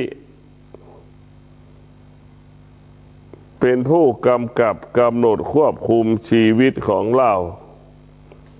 ทุกลมหายใจสมาธิเท่านั้นจะทำให้ชีวิตเราปกติตลอดกาลก็หมายถึงคำว่ามีความสุขประสบความสำเร็จเป็นที่ยอมรับของคนทุกๆคนเราเกิดมาสิ่งที่เราควรรู้ก็รู้เรื่องธรรมะที่มันเกี่ยวข้องกับชีวิตของเราปัจจัยสี่ในการดำเนินชีวิตของเรานั้นปัจจัยสี่เราต้องการ และมีบทบาทต่อชีวิตของเราแค่บางเวลาไม่ได้เป็นตลอดเวลาดังเช่นคำว่ากินอย่างมีความสุขเราจะต้องกินทุกอย่างให้มีความสุขหมายถึงกินข้าวรับประทานอาหารอย่างมีความสุขก็ต้องประกอบไปด้วยศีลกินอย่างมีความสุขไม่ต้องวิตกกังวลกินแล้วชีวิตเราเมื่อชีวิตเราเนี่ยกินอย่างมีความสุขก็ต้องประกอบไปด้วยศีลนอนอย่างมีความสุขก็ต้องประกอบไปด้วยสมาธิดำเนินชีวิตอย่างมีความสุขประสบความสำเร็จอันยิ่งใหญ่ชีวิตเราต้องประกอบไปด้วยปัญญา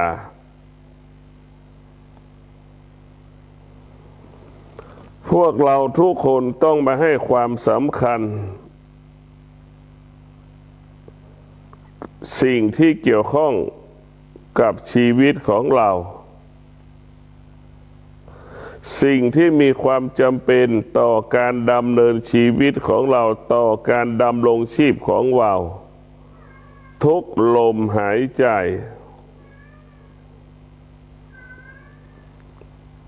เรียกว่าศีลทั้ง5 ข้อทำให้เรานั้นกินอย่างมีความสุขเมื่อเรามีศีลเราก็จะปกติตลอดกาลเมื่อเราไม่มีศีลเราจะผิดปกติตลอดกาลปกติก็หมายถึงความดีตลอดเวลาชีวิตเราต้องการความดีงามทุกลมหายใจ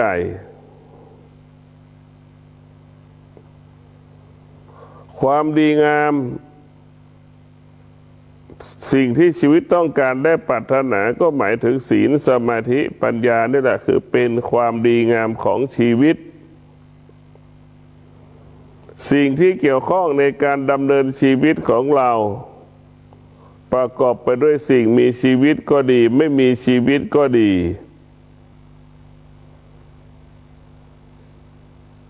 ต้องพึ่งพาอาศัยซึ่งกันและกัน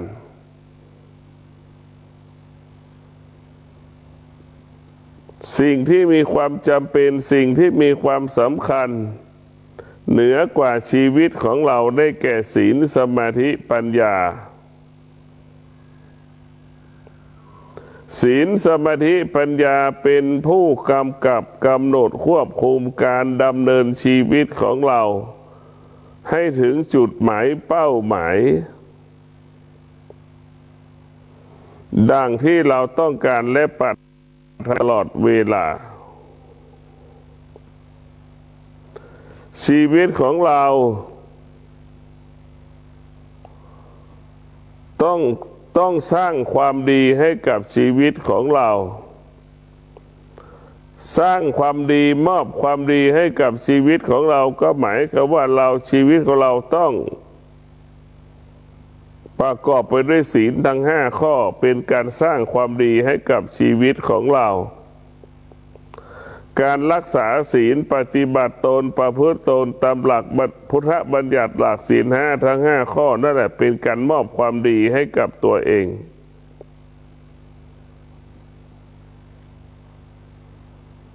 เมื่อเราเข้าใจในการเมื่อเราเกิดมาแล้วเราเข้าใจสิ่งต่างๆที่เกิดมาบนโลกใบนี้เกิดการเปลี่ยนแปลงแล้วก็แปรสภาพไปตามกาลเวลา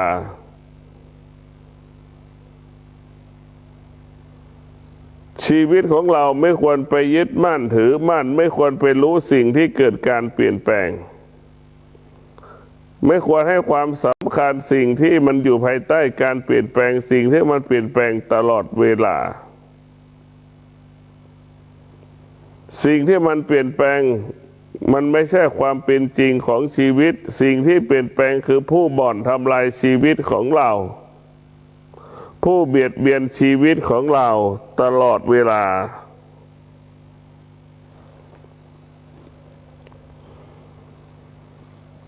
โดยเฉพาะคำว่าความสุขนี่เป็นผู้เบียดเบียนชีวิตของเราความทุกข์ก็เป็นผู้ทำลายชีวิตของเรา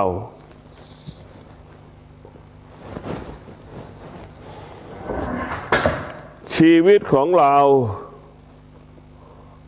จะต้องศึกษาเรียนรู้สิ่งที่ทำลายเบียดเบียน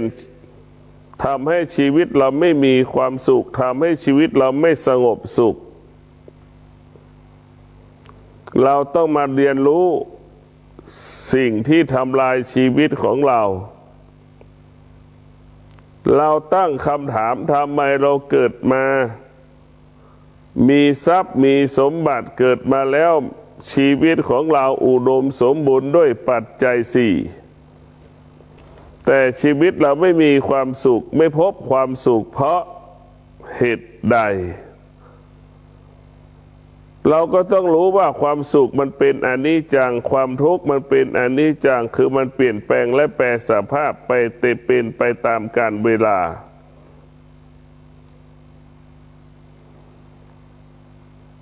ชีวิตของเรามันไม่ได้ต้องการความสุขชีวิตของเราที่มันไม่มีความสุขเพราะชีวิตเราไม่มีความสงบชีวิตของเรามันต้องการที่ดีที่สุดก็คือต้องการความสงบชีวิตของเราปรารถนาความสงบทุกขณะลมหายใจแต่ชีวิตของคนเราในยุคปัจจุบันนี้มันไม่มีความสุขเราคิดได้ว่าเรามีเงินแล้วเราจะมีความสุขพอเรามีแล้วมันก็ไม่ใช่เราคิดว่าเราทำงานมันเป็นทุกข์เกษียณอายุ60แล้วเราเกษียณอายุเราคิดว่าชีวิตเราจะมีความสุขมันก็ไม่ใช่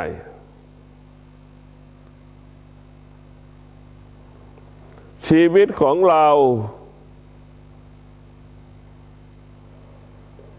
ต้องการความสงบไม่ใช่ต้องการความสุขเราถูกคำว่าความสุขหลอกเรามาตลอดเวลา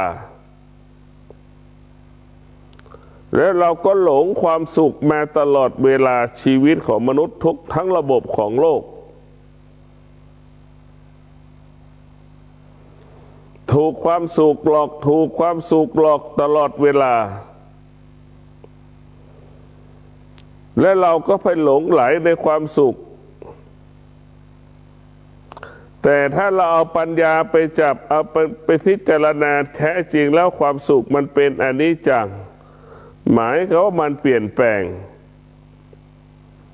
ดังเช่นพ่อแม่สามีภรรยาลูกอยู่ด้วยกันแค่บางเวลาพึ่งพากันได้แค่บางเวลา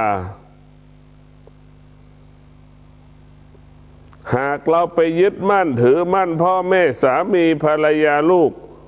เราก็เสียใจไม่สบายใจก็เพราะเราไปยึดมั่นถือมั่นสิ่งที่ไม่ใช่พระธรรมมันจะนำมาซึ่งความทุกข์ทั้งปวงนำมาซึ่งปัญหาทั้งปวง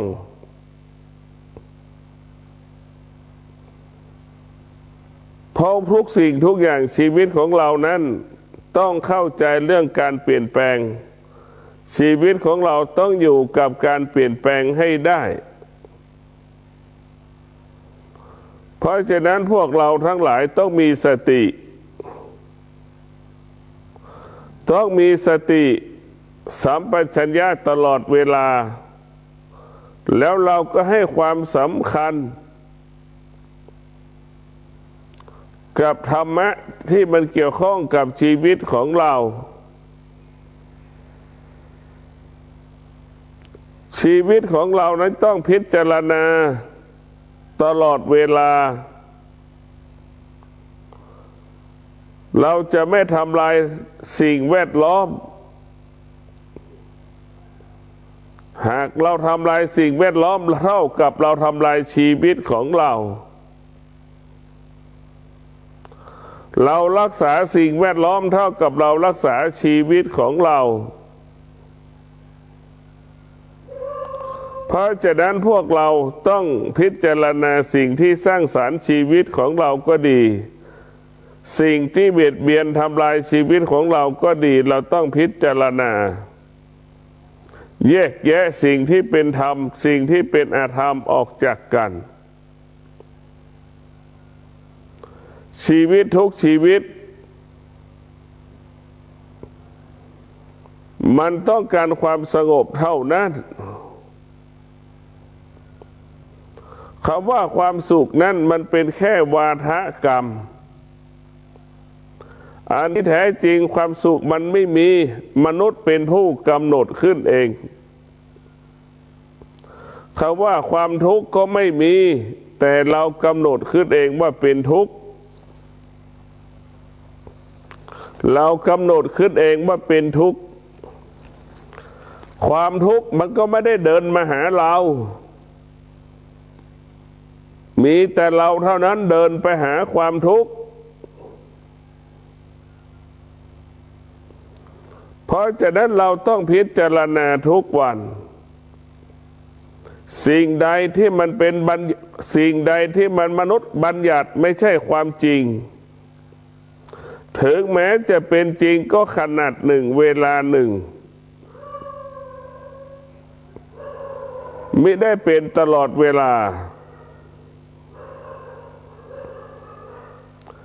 ชีวิตของเราต้องน้อมนำเอาพระธรรมหมายถึงศีลหมายถึงสมาธิหมายถึงปัญญามาเป็นหลักกำกับกำหนดควบคุมวิถีชีวิตในการดำเนินชีวิตของเราให้เกิดคำว่าเจริญรุ่งเรืองงอกงามก้าวหน้ายิ่งขึ้นไป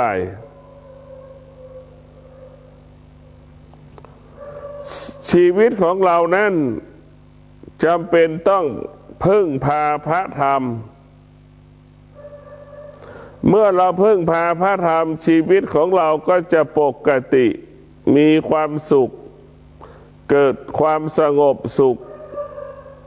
อุดมสมบูรณ์ด้วยทรัพย์สมบัติและปัจจัยสี่นี่คือความเป็นจริงของมนุษย์ที่ต้องศึกษาเรียนรู้นำมาปฏิบัติมากำกับมากำหนดมาควบคุมการดำเนินชีวิตของเราทุกลมหายใจต้องพึ่งพาธรรมะอาศัยธรรมะตลอดเวลาแล้วเราก็จะเป็นต้องให้ความสำคัญเรื่องศีลสมาธิปัญญาทุกวันนี้เราให้ความชีวิตของเราให้ความสำคัญปัจจัยสี่เหนือกว่าศีลสมาธิปัญญาชีวิตเราจึงประสบปัญหาชีวิตเราจึงไม่มีความสุขชีวิตเราจึงไม่พบความสุขเพราะเราไปยึดมั่นถือมั่นสิ่งที่เป็นอธรรมสิ่งที่เป็นอกุศลสิ่งที่เป็นอนิจจังเพราะฉะนั้นพวกเราทั้งหลายต้องให้ความสำคัญเรื่องศีลสมาธิปัญญาให้ความสำคัญเรื่องปัจจัยสี่ในการดำรงชีพของเราทุกวันวันหนึ่งพ่อแม่ก็ไม่สามารถอยู่กับเราได้วันหนึ่งเราก็ไม่สามารถอยู่กับพ่อแม่ได้วันหนึ่งสามีก็ไม่สามารถอยู่กับภรรยาได้ภรรยาก็ไม่สามารถอยู่กับสามีได้วันหนึ่งลูกก็ไม่สามารถอยู่กับแม่แม่ก็ไม่สามารถอยู่กับลูกได้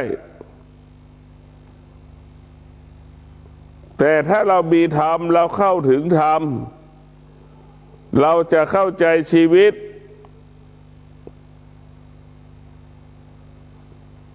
ดังคำว่าตนแลเป็นที่พึ่งแห่งตน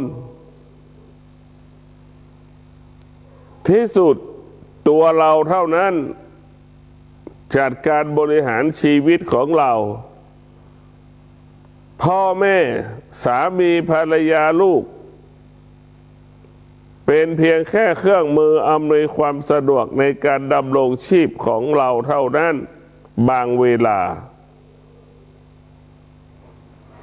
พ่อแม่นั้นเป็นแค่เครื่องมือในความสะดวกในการดำรงชีวิตแค่บางเวลาแต่ศีลสมาธิปัญญานั้นเป็นสิ่งที่เราต้องการและปรารถนาตลอดเวลาทุกลมหายใจเราต้องกลับมาให้ความสำคัญสิ่งที่มีบทบาทกำกับชีวิตของเรากำหนดชีวิตของเราควบคุมชีวิตของเราชีวิตของเราจะยั่งยืนและงอกงามได้ต้องอาศัยพระธรรมก็หมายถึงศีลสมาธิปัญญาคนจำนวนน้อยเข้าถึงชีวิตเข้าใจชีวิตคนจำนวนน้อยเอาความสงบมาเป็นความสุขเพราะฉะนั้นคนที่มีคนจำนวนน้อยจะต้องศึกษาเรียนรู้เรื่องสมาธิ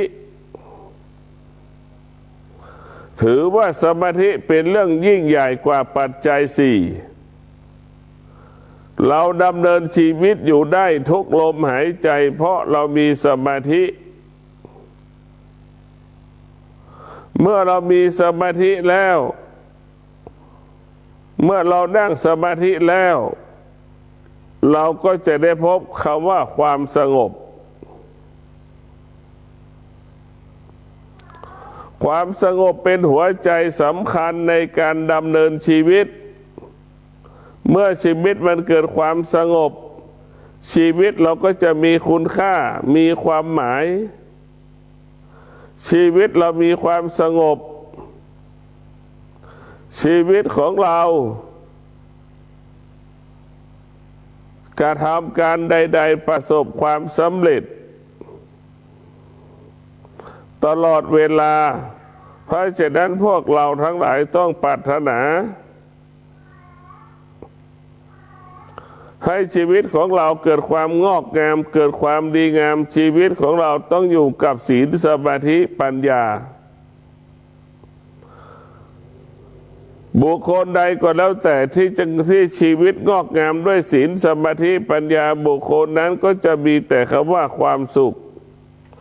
บุคคลนั้นจะมีแต่คำว่าสันติสุขความสงบสุขเกิดขึ้น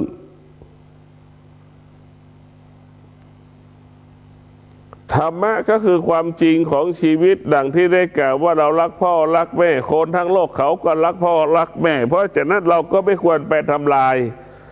เบียดเบียนชีวิตพ่อแม่ของบุคคลอื่นคนทุกคนก็รักสมบัติของตนเองครอบครัวของตนเองเราก็ไม่ควรไปทำลายชีวิตของคนไม่ควรไปทำลายสมบัติของบุคคลอื่นมันเป็นเช่นนี้เสมอเหมือนกันหมดชีวิตของเราต้องอาศัยพระธรรมที่จะนำพาชีวิตเราไปสู่จุดหมายเป้าหมายได้เราจะสร้างชีวิตเราต้องยึดศีลทั้ง5ข้อนั้นเป็นหลักการพัฒนาชีวิตเราจะต้องเอาศีลทั้ง5ข้อมากำกับมากำหนดมาควบคุมการเปลี่ยนแปลงชีวิตหรือการพัฒนาชีวิตให้เกิดความดีงามยิ่งขึ้นไปศีลนั้นมันเป็นหลักการพัฒนาชีวิตของเราศีลนั้นเป็นหลักการมันเป็นหลักการกำกับกำหนดควบคุมชีวิตของเราให้ชีวิตของเราได้พบความดีงามความงอกงามตลอดกาล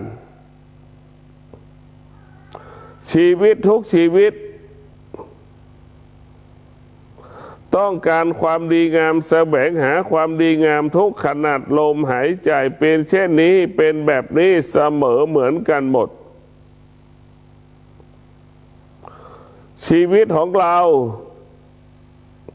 จะต้องพึ่งพาตัวเราเองเราจะไม่สร้างภาระจะไม่สร้างปัญหาให้ตัวเราเองเราจะไม่สร้างภาระสร้างปัญหาให้กับพ่อกับแม่ของตนเองชีวิตของเราจำเป็นต้องพึ่งพาพระธรรมดังที่ได้กล่าวแล้วว่าเราจะสร้างชีวิตเราจะสร้างอนาคตเราจะสร้างครอบครัวเราต้องปฏิบัติตามศีลทั้ง5 ข้อเราก็จะประสบความสำเร็จในการสร้างชีวิตสร้างครอบครัวหากเราล่วงละเมิดศีลทั้ง5 ข้อไม่ปฏิบัติตามบทบัญญัติศีลทั้ง5 ข้อการสร้างชีวิตไม่ประสบความสำเร็จสร้างครอบครัวไม่ประสบความสำเร็จสร้างอนาคตก็ไม่ประสบความสำเร็จความสำเร็จจะเกิดขึ้นได้ต้องประกอบไปด้วยศีลสมาธิปัญญาความสำเร็จจะเกิดขึ้นกับชีวิตของเราได้ต้องอาศัยความอดทนอาศัยวิริยะความภาคเพียรเมื่อเรามีชีวิตเรามีความภาคเพียรแล้วชีวิตเราจะประสบความสำเร็จทุกๆเรื่องเรายึดมั่นพระธรรมชีวิตเราก็จะเบิกบานผ่องใสตลอดกาลเรายึดมั่นพระธรรมชีวิตเราก็จะหลุดพ้นจากอุปสรรคปัญหาทั้งปวงที่ปิดกั้นขวางกั้นชีวิตของเราชีวิตของเรานั้นยืนหยัดอยู่ได้ต้องอาศัยคำสอนของพุทธเจ้าเท่านั้นขอให้พวกเราทั้งหลายมีสติมีสมาธิมีปัญญาน้อมนำเอาศีลสมาธิปัญญามากำกับมากำหนดมาควบคุมการดำเนินชีวิตของเราการประกอบอาชีพของเราก็จะประสบคำว่าสำเร็จสำลิดผลก็ขอให้ท่านทั้งหลายอยู่เย็นเป็นสุขประกอบไปด้วยศีลสมาธิปัญญากินอย่างมีความสุขนอนอย่างมีความสุขอยู่อย่างมีความสุขประกอบด้วยศีลสมาธิปัญญาโชคดีดวงดีต้องประกอบด้วยศีลสมาธิปัญญาจะประสบความสำเร็จไปได้ต้องประกอบไปด้วยศีลสมาธิปัญญาจะนำมาแต่ความสุขขอเจริญพรพี่น้องศรัทธาของวัดป่าแดงมหาวิหารทุกหลังคาเรือนญาติธรรมทางใกล้ทางไกลก็สามารถร่วมบุญในการปฏิสังขรณ์บันไดหน้าของวัดป่าแดงมหาวิหารตำบลสุเทพอำเภอเมืองเชียงใหม่จังหวัดเชียงใหม่ปัจจุบันก็มีอาจารย์พระครูโคสิทธิ์ปริยัตยาภรณ์เป็นเจ้าวาดวัดป่าแดงมหาวิหารเป็นเจ้าคณะตำบลสุเทพเขต 1พร้อมด้วยศรัทธาของวัดป่าแดงทุกหลังคาเรือนก็พร้อมใจกันบูรณะปฏิสังขรณ์บันไดนาคซึ่งเป็นบันไดประวัติศาสตร์ของวัดป่าแดงมายาวนานสอบถามรายละเอียดร่วมทำบุญได้ที่อาจารย์พระครูโคสิทธิ์ปริยัตยาภรณ์0818815690แจ้งข่าวสารเพื่อการประชาสัมพันธ์โครงการต่อเนื่องการก่อสร้างที่พักกายโรงพยาบาลทางเลือกเนื้อที่10 ไร่ที่พักใจสถานที่ปฏิบัติธรรมศึกษาธรรม3 ไร่ใช้กองทุนจากศรัทธาผู้ใจบุญใจกุศลทั้งทางใกล้ทางไกลต่อเนื่องจนกว่าจะแล้วเสร็จท่านที่จะร่วมบุญร่วมกุศลสอบถามรายละเอียดเพิ่มเติมและร่วมทำบุญได้ที่หลวงพ่อพระครูอาทรวิสุทธิคุณ053-464-154-0819503471ได้ทุกวันข่าวสารเพื่อการประชาสัมพันธ์โดยทางพระครูศรี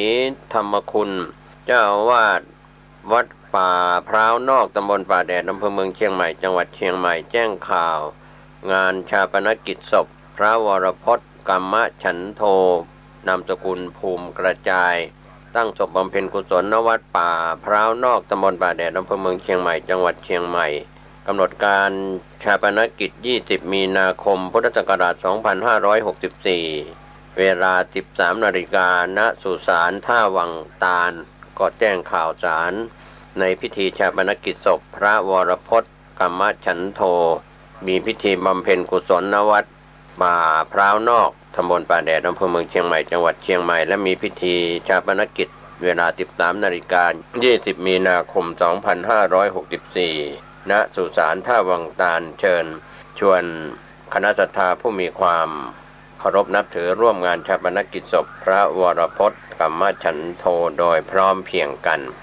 ขอฝากกับผู้ใหญ่ทุกคนนะนำลูกนำเต้านะไปไหว้พระสวดมนต์บ้างวันข้างหน้ามันจะได้ไหว้เราจะได้ดูแลเราเพราะจิตใจมันนั้นมีศีลมีธรรมจิตใจมันไม่ดำอำมหิตมันจะไม่ปล่อยปะละเลยเราเด็ดขาดนี่บางครั้งมันก็อยู่ที่ผู้ใหญ่แต่มาเห็นผู้ใหญ่บางคนไม่มีศีลไม่มีธรรมดื่มเหล้าเนี่ยชอบเล่นชอบเต้นชอบไปน่นไปนี่ไม่ชอบเข้าวัดนะมองวัดเป็นศัตรูนะมองสิ่งที่มันไม่ดีมันน่าอยู่ก็เลยพาลูกเต้าหลานเหลนไปไม่ได้มองมาทางวัดทางวาเลยบางทีก็ไปขัดใจกับตุเจ้าองค์นั้นองค์นี้ก็ไปเหมาว่าตุเจ้าเดี๋ยวนี้มันไม่ดีเน้นมันไม่ดีเข้าไปในวัดแล้วแทนที่จะได้บุญกูจะได้บาปมันก็ได้ถ้าไปด่าพระมันก็ได้โยมทั้งหลายฉะนั้นพระพุทธรูปอันเป็นตัวแทนของพระพุทธเจ้าท่านมีเมตตาท่านไม่ได้ด่าใครโยมไปกราบไปไหว้ไปทำวัดสวดมนต์นั่นได้กี่นาทีนั่งสมาธิได้กี่นาทีโยมทำบุญไปด้วยการปฏิบัติโยมทั้งหลายมันจะหล่อหลอมด้านจิตใจของลูกเต้าหลานเหลนของโยมนั้นให้เป็นคนดีวันข้างหน้าให้มีความกตัญญูรู้จักคุณของเรากตเวทิตาเขาจะได้ทดแทนพระคุณของเราเดี๋ยวนี้หายากนะหายากฉะนั้นปัญหาจึงเกิดขึ้นในสังคมญาติโยมทั้งหลายคนเราถ้าไม่มีศีลนี่โยมมันลำบากไม่มีธรรมก็ยากทุกยากโยมทั้งหลายศีลคู่กับธรรมธรรมก็ต้องมีคู่กับศีลสมัยเราเป็นเด็กนั่นเราได้ศึกษาเรื่องของเบญจศีลเบญจธรรมใช่ไหมญาติโยมศีลข้อหนึ่งอาตมาเคยพูดให้โยมฟังปานานี่โยมทั้งหลายคู่กับเบญจธรรมคือเมตตากับกรุณาใช่ไหมเมตตากับกรุณานะแล้วศีลข้อสองอทินนานั้นคู่กับสัมมาอาชีวะศีลข้อที่สามนั้นโยมทั้งหลายกาเมนั้นก็มาคู่กับการสำรวมกามคือสันโดษคือความยินดีในคู่ครองของตัวเองศีลข้อที่สี่นั่นโยมทั้งหลายมุสาคือพูดเท็จนั่นคู่กับธรรมะคือมีสัจจะสัจจะคือจริงไม่พูดเท็จศีลข้อที่ห้าสุราเมนั้นธรรมะที่เป็นคู่ปรับก็คือสติสำรวมระวังไม่ประมาทมันคู่กับศีลเราเรียกว่าเบญจศีลเบญจธรรมดังที่ได้กล่าวให้ญาติโยมฟังโยมทั้งหลายเมื่อมีศีลต้องมีธรรมนั่นแหละมีศีลอย่างเดียวนั้นไม่มีธรรมไม่ได้มันก็ต้องผิดศีลอยู่ดีอย่างบางคนนี่โยมทั้งหลายก็สมาทานศีลอยู่ตลอดเวลานะก็ยังดีกว่ามันไม่เอานะโยมนะสมาทานศีลแต่ยังฆ่าสัตว์ตัดชีวิตฆ่าคนฆ่าสัตว์แล้วก็ลักของคนนั้นลักของคนนี้หยิบฉวยโอกาสโลภโกงมีอยู่นี่แสดงว่าไม่มีธรรมะไม่มีธรรมะศีลเลยไม่มั่นคงนะญาติโยมนะฉะนั้นญาติโยมทั้งหลายคนที่มีศีลต้องมีธรรมศีลกับธรรมเป็นของคู่กันพระพุทธองค์ตรัสไว้ว่าความปรารถนาของผู้มีศีลเท่านั้นที่จะสำเร็จคือความสำเร็จผลสมความปรารถนาจะเกิดแก่ผู้มีศีลเท่านั้นทุกคนนี้ยอมทั้งหลายมีความปรารถนาเหมือนกันทุกคน ปรารถนาในสิ่งที่ดีทั้งนั้นถ้าคนที่มีศีลแล้วเมื่อปรารถนาในสิ่งที่ดีก็สามารถที่จะบรรลุสมปรารถนาได้เหมือนกับพระพุทธเจ้าเราอดีตชาติที่เกิดเป็นพระเวสสันดรยมทั้งหลายไม่เบียดเบียนใครไม่เบียดเบียนใครไม่ตนีขี้เหนียวมีแต่ให้ทานอยู่ตลอดเวลาอาตมาเคยยกญาติโยมฟังตั้งหลายครั้งหลายครานะโยมนะให้ทานเป็นหลักทานทุกสิ่งทุกอย่างโยมทั้งหลายไม่โกรธไม่อิจฉาริษยาใครพระเวสสันดรนี่โยมทั้งหลายเรียกว่าบำเพ็ญทานบารมีมาด้วยดีตลอดขันติบารมีก็มีสัจจะบารมีก็มีวิริยะบารมีก็มีอธิษฐานบารมีก็มีเนกขมะขัดเกลากิเลสความอยากได้ให้มันหมดไปแล้วปัญญาเป็นตัวที่สำคัญอย่างยิ่งคือปัญญาบารมีแล้วก็มีศีลโยมทั้งหลายมันจะขาดศีลเสียไม่ได้นอกนั้นก็มีเมตตามีอุเบกขาเมื่อมันครบอย่างนี้โยมทั้งหลายพระเวสสันดรนั้นกลับชาติมาเกิดก็เป็นเจ้าชายสิทธัตถะนะแล้วก็ได้เสด็จออกทรงผนวดละลูกละเมียละยศถาบรรณาศักดิ์ละปราสาทที่อยู่ได้ทั้ง3หลัง3ฤดูกาลละนางนาถสนมละค่าใช้ละปัจจัยเงินทองสิ่งของหมดหนีออกบวชจนได้ตรัสรู้เป็นพระพุทธเจ้านี่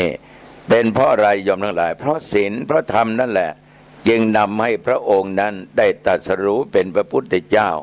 ฉะนั้นญาติโยมศรัทธาสาธุชนทั้งหลายสาธุสัพพทะสังวโรความสำรวมในที่ทั้งปวงเป็นดีเวลาโยมไปที่ไหนก็ตามต้องระมัดระวังนะโยมนะต้องระมัดระวังเพราะเรื่องของศีลเรื่องของธรรมนั้นไม่ยากและไม่ง่ายนะโยมนะไม่ยากและก็ไม่ง่ายอย่างโยมเคยฆ่าสัตว์เนี่ยฆ่าสัตว์อยู่เป็นอาจินนะโยมทั้งหลายแต่ฆ่านั้นเอาไปขายเพื่อเลี้ยงชีพยังชีพของตัวเองอย่างญาติโยมเป็ดฆ่าวัวฆ่าควายก็ดีบางคนนี้มาในฟังหลวงพ่อมันหยุดไม่ได้ถ้าหยุดไม่มีอะไรจะมากินนะเด็กกำลังเรียนหนังสืออาตมาก็ตามใจโยมเถอะถ้าโยมคิดอย่างนั้นก็เรื่องของโยมนะใครทำกับคนนั้นได้แต่โยมก็ยังดีนะยังมาทำบุญสุนทานอยู่แต่อย่านึกว่ามันจะแก้กันนะมันไม่ได้แก้กันเพราะโยมก็ทำบาปก็มีทำบุญก็มีถ้าผลบาปมันมากกว่าบุญโยมทั้งหลายเป็นไงหลวงพ่อก็เวลาใกล้จะตายถ้าบาปมันเยอะไอ้ผลบาปมันก็ให้ผลก่อนเพราะบุญมันเอาชนะไม่ได้บุญมันมีน้อยแต่เวลาไหนที่บาปมันอ่อนตัวบาปมันเหลือน้อยผลของบุญที่โยมสร้างเนี้ยมันก็จะให้ผลโยมหลวงพ่อพูดอย่างนี้มันจะจริงไหมเนี่ยจริงอาตมาก็เล่าเรื่องที่ประสบอุบัติเหตุรถชนอาตมาภาพเนี่ยเหมือนกับเล่าให้ญาติโยมฟังนะมันจริงนะโยมนะอาตมาอายุ9 ขวบ 9 ปีนี่เรียนประถมอยู่โยมทั้งหลายที่โรงเรียนบ้านอ้อยบ้านตำหนักตำบลห้วยทรายอำเภอแม่ริมนั้นยิงนกไอ้นกมันไม่ตายแข้งขามันหักเพราะมันถูกหนังสติ๊กของธรรมาภาพมาบวชเป็นเนนมาบวชเป็นตู้เจ้าภาพเหล่านั้นยังติดตาอยู่ตลอดเวลาเพราะเราสำนึกถึงบาปคือการกระทำของเรากรรมที่ทำมันไม่ดีแต่มานึกอยู่เสมอญาติโยมทั้งหลายเมื่อบวชเป็นพระทำการทำงานเผยแผ่แล้วมีคนกราบไหว้มีคนยอมรับแล้วอายุ59 ปีโอ้โหโยมได้50 ปีบุญคงจะอ่อนนะโยมทั้งหลายมันก็เลยเปิดช่องว่างของไหนที่มันอ่อนมันก็จะมีช่องมีรูเปิดช่องไว้ไอ้กรรมที่ยิงนกตัวนั้นมันให้ผลเลยประสบอุบัติเหตุขาหักเลยโยมทั้งหลายคนขับรถส่งธรรมานี่ขนาดรถมาชนตรงหน้านะตรงหน้าต่อหน้าประจันบานกันนะโยมแต่เป็นหนักทางที่คนขับคนขับมันไม่เจ็บนะไอ้คนที่มาชนที่เป็นโยมผู้หญิงโยมผู้ชายก็ไม่เจ็บนะรถเสียนะโยมนะแต่คนขับไม่เป็นไรคนชนก็ปลอดภัยแต่ตุเจ้าทำไมขาถึงหักขนาดว่าอาตมาเป็นตุเจ้าเขาเป็นคฤหัสถ์ทั้งหญิงทั้งชาย เพราะคนที่มาขับระหว่างก็มีสามีภรรยาไปงานฉลองปล่อยหลวงมาที่วัดหนองไคร้นะโยมนะตำบลหนองตองเหมือนกันนะทุกวันนี้จะออกไปแถวตำบลหันแก้วแต่วันนั้นดันออกไปอำเภอสันปะทองมันเป็นกรรมเป็นเวรเป็นกรรมของอาตมาภาพจนขาหักโยมเนี่ยจนขาหักชนอาตมาคิดทันทีว่าโอ้กรรมที่ยิงนกเอี้ยงตัวนั้นแหละนะคนขับถามหลวงพ่อเจ็บไหมเจ็บขาหักแล้วเองเจ็บไหมผมไม่เจ็บเนี่ยกรรมนกเอี้ยงที่ยิงนกเอี้ยงที่เคยเล่าให้ฟังนี่โยมทั้งหลายแสดงว่าบุญเรามันอ่อนก็เลยบางก็มีช่องว่างเปิดรูโหว่ให้กรรมที่ยิงนกนั่นนะมาสนองมาตอบโยมทั้งหลายสิ่งเหล่านี้ถ้าเรารู้เรื่องของธรรมะเราจะรู้ทันทีว่านี่มันเป็นกรรมของเรามันเป็นกรรมของเราคนที่มาชนธรรมะก็บอกเจ้าหน้าที่ว่าโยมอย่าเอาเรื่องเอาราวนะมันเป็นกรรมของธรรมะนะถ้าจะปรับก็ปรับไปตามตัวบทกฎหมายก็แล้วกันนะขับรถโดยประมาทเป็นเหตุให้คนชนได้รับบาดเจ็บก็ไม่ต้องไปคิดมันแล้วอาตมาก็ไม่ตายก็บุญแล้วนะก็บอกให้เจ้าหน้าที่ก็เลยปรับไปตามตัวบทกฎหมายคุณโยมที่มาชนก็มีเมตตาธรรมนะโยมนะไม่ละไม่ทิ้งอาตมาภาพหรอกไปเยี่ยมไปใจอยู่ตลอดเวลาที่โรงพยาบาลมหาราชเชียงใหม่ตึกสงฆ์นะชั้น4นั่นนะไปเยี่ยมอยู่ทุกวันอาตมาก็บอกว่าโยมไปประกอบอาชีพไปขายที่ของที่โยมเคยขายไม่ต้องมานะไม่ต้องมานะโยมนะไม่ต้องห่วงธรรมะมีน้องมีญาติมีศรัทธามีตุเจ้าพระเนรมาดูมาเยี่ยมอยู่ตลอดเวลาโยมไปค้าขายนะโยมนะน้ำตาร่วงเลยโยมน้ำตาเขาร่วงเลยเพราะเราก็มีเมตตาต่อเขาเราไม่ตายรอดมานี่ก็บุญอยู่แล้วญาติโยมทั้งหลายคุณโยมก็มีน้ำจิตน้ำใจก็ยังมาอยู่นี่2-3 วันมาแต่มาไม่ต้องมาก็ได้นะโยมเอา7 วันมาสักครั้งก็ยังดีแต่มาก็ไปอยู่ที่โรงพยาบาลได้21 วันแกก็มาทีนี้ย้ายไปอยู่ที่วัดแกก็ยังไปเยี่ยมเยือนอีกโยมทั้งหลายก็เรียกว่าไม่ทิ้งไม่ขว้างมีน้ำจิตน้ำใจต่อกันเลยกันอาตมาก็นึกเสมอว่านั้นคือกรรมของเราที่สร้างไว้เมื่อบุญมันอ่อนเนี่ยญาติโยมทั้งหลายบาปมันก็ให้ผลทันทีฉะนั้นญาติโยมทั้งหลายในชีวิตเนี่ยขอโยมมีศีลแล้วก็มีธรรมะอยู่ในจิตในใจการฆ่าสัตว์ถึงโยมจะยึดเป็นอาชีพก็ตามโยมทั้งหลายอาชีพก็คืออาชีพอันอื่นก็ยังมีเยอะแยะที่มันไม่ผิดศีลมันไม่เป็นบาปไม่เป็นกรรมสัตว์ทุกชนิดก็กลัวตายคนทุกคนก็กลัวตายขนาดเจ็บไม่สบายเราต้องไปหาหมอญาติโยมทั้งหลายบางทีหมอฉีดยาเราก็ยังเจ็บหมอพูดไม่เพราะอารมณ์ไม่ดีเราก็ยังโกรธว่าหมอนี้ไม่ดีอย่างน้นไม่ดีอย่างนี้ขนาดไปโรงพยาบาลนั้นแล้วก็ย้ายไปโรงพยาบาลอีกโรงพยาบาลหนึ่งบอกว่ายาไม่ดีโรงพยาบาลนี้ยาไม่ดีโยมทั้งหลายมันก็อย่าตามใจตัวเองอยู่ตลอดเวลานี่ขนาดเรานะโยมเราไปทำเขาก็เจ็บปวดเขาก็กลัวตายเขาก็กลัวเจ็บอาชีพอื่นมันมีตั้งเยอะตั้งแยะเราต้องหาทางจะไปคิดว่ามันเป็นอาชีพของผมถ้าว่าอาชีพของผมมันก็จมอยู่ในบาปในกรรมที่หนักขึ้นในที่สุดโยมจะถอนตัวไม่ได้จะถอนตัวไม่ได้คนที่ซื้อกินซื้อทานเขาไม่ได้ฆ่าคนที่เขาทำเขาเอาไปขายเขาไม่ได้ฆ่าไอ้เราเป็นคนฆ่านำไปขายโยมทั้งหลายบาปกรรมมันยิ่งหนักวันหนึ่งไก่กี่ตัวเป็ดกี่ตัววัวควายกี่ตัวหมูกี่ตัวลองคิดดูโยมทั้งหลายโยมมีเจตนาที่จะต้องฆ่าเขายิ่งมีเจตนาเนี่ยวันพวกนี้กูจะฆ่าไก่20 ตัว30 ตัวเพราะเขามาสั่งโยมลองคิดดูสิเจตนามันจะเอาเลยแค่นั้นเพราะมองถึงกำไรกูจะต้องได้เงินเท่านั้นเท่านี้ฆ่าหมูวันละ5 ตัวด้วยเจตนาเนี่ยโยมลองคิดดูก่อนเข้าโรงฆ่าต้องดูหน้าหมูให้ดีๆตามันเป็นยังไงสายตาเป็นยังไงไก่มันเห็นเราแล้วมันวิ่งไหมมันร้องไหมโยมลองคิดดูนะลองคิดดูนะโยมนะ โอ้โหญาติโยมสัตว์มันกลัวมากมันกลัวมันมากบางตัวนั้นพอเวียวตาโอ้โหอาฆาตพยาบาทนะโยมนะหมูบางตัวก็ร้องสัตว์ไก่อะไรก็ตามร้องวัวควายบางก็ร้องตามันก็มองมาที่เรา มันจะอาฆาตพยาบาทเราก็ไม่รู้นะฉะนั้นญาติโยมทั้งหลายเว้นได้เว้นนะโยมนะถ้าโยมเว้นไม่ได้ก็กรรมใครก็กรรมมันใครสร้างไว้ก็เป็นของคนนั้นคนเรานี่ญาติโยมมันต้องมีธรรมะต้องมีเมตตาธรรมมีความรักต่อสัตว์ทุกชนิดนะโยมนะมีความปรารถนาดีต่อทุกคนนะโยมนะมีความกรุณาสงสารต่อเขานะโยมนะสงสารต่อสั